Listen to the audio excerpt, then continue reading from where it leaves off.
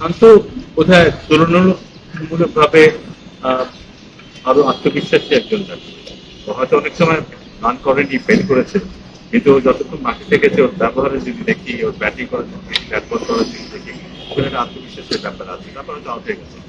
ওই জিনিসটা খুব জরুরি কিন্তু। বিপক্ষ দলকে দেখে আমি বেশি সন্দেহ করি বা একটু টেন্স হয়ে যাই, সেটা আমার ব্যাটিংকে যথেষ্ট ডিস্টার্ব করতে পারে। তো ডেফিনেটলি শান্ত অভিজ্ঞতার কথা যদি বলি, কোয়ালিটির কথা বলি, ওর সাথে হয়তো ডেফিনেটলি খেলতে হয়তো আমাদের আমরা অন্য কিছু দেখতে পাবো। উইকেট ডেফিনেটলি উইকেটটা পেস বলাররা কিন্তু সাহায্য পেয়েছে, মোটামুটি লম্বা সময় সাহায্য পেয়েছে। দ্বিতীয় ইনিংসে আমরা দেখেছি উইকেটে of the wicket ball spin করতে।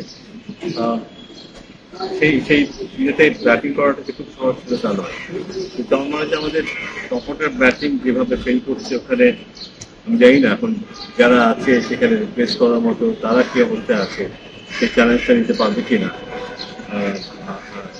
ম্যানেজমেন্ট। দল পরিবর্তনের ক্ষেত্রে বাট দ্য সেম টাইম একটা টেস্ট ম্যাচ খেলানোর পরেই দল পরিবর্তন আনাটাও খুব খুব সুখকর না কিন্তু। তো আমরা এমন একটা জায়গায় আছি, মনে হতে পারে যে চেঞ্জটা করা খুব দরকার।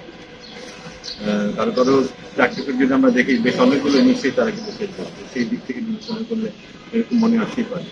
পাশাপাশি এটা মনে হতে পারে যে নতুন যাকে দেব সেই যে ভালো করবে তার কি গ্যারান্টি আছে। সে তো খেলছে না, কয়েকদিন ধরেই খেলছে না, অনেক ম্যাচে খেলছে না। তো সেক্ষেত্রে আবার পুরোনো জনের কাছে যায় কিনা, এই একটা ডিলেমা থাকবে টিম সিলেকশনের ক্ষেত্রে। মানে ডিপেন্ড করবে যে ম্যানেজমেন্ট যারা আছে ওখানে তারা কিভাবে দেখে, তারা বেস্ট অপশন কাকে মনে করে, সেই উপর তারা ডিপেন্ড করবে। বাইরে থেকে আমরা ডেফিনেটলি ভাবতে পারবো যেটা হলে ভালো হতো।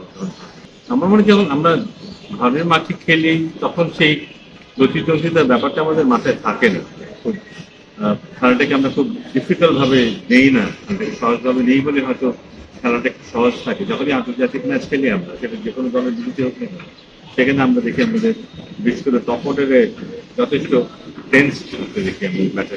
সেখানে সিদ্ধান্তহীনতায় তারা ভোগে, কিভাবে তারা অ্যাপ্রোচ করবে একটা পার্টিকুলার অ্যাটাককে, সেই ব্যাপারে তাদের দ্বিধায় ভোগে। তো আমার মনে হয় এত কনফিউজ থেকে খেলাটা খুব ডিফিকাল্ট।